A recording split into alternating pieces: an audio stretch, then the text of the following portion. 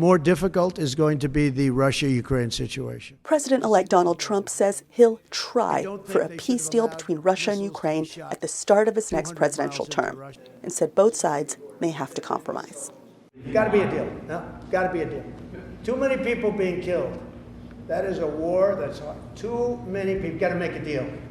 And Putin has to make a deal too. He also called President Joe Biden's decision to let Ukraine lob long-range weapons into Russia stupid and a big mistake.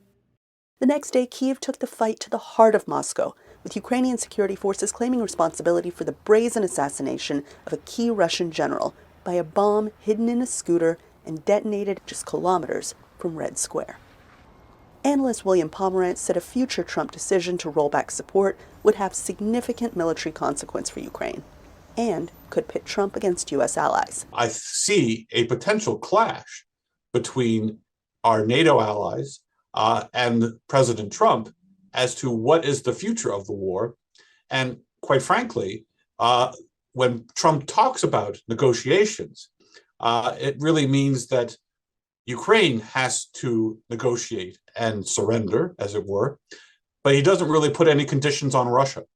The departing Biden administration is trying to spend every penny of available Ukraine security assistance before he leaves office.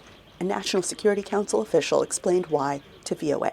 Ukraine is about the fundamental basis within the international system upon which everything else rests. That's sovereignty, it's territorial integrity, it's the inviolability of borders. If you don't protect that in Ukraine, you don't protect it anywhere. Congress ultimately decides whether to keep money flowing into Ukraine's fight. Republican House Speaker Mike Johnson to VOA. I think that President Trump's election has already changed the equation there. I think he's the one that can bring that to a resolution, and we're looking forward to his leadership on that point. So we'll have to see. Houston Democrat Erica Lee Carter, recently elected to serve the last few weeks of her late mother's congressional term, used her limited time in office to echo her mother's support for Ukraine.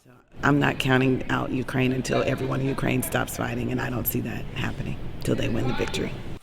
Her observation highlights a significant issue, whether Ukraine is even ready to settle. Members of President Volodymyr Zelensky's government recently made the rounds, seeking support from neighbors such as Poland and from as far afield as France and Australia. When asked recently if he was ready to down arms and come to the negotiating table, Zelensky said he first needed to see security guarantees and a plan for peace.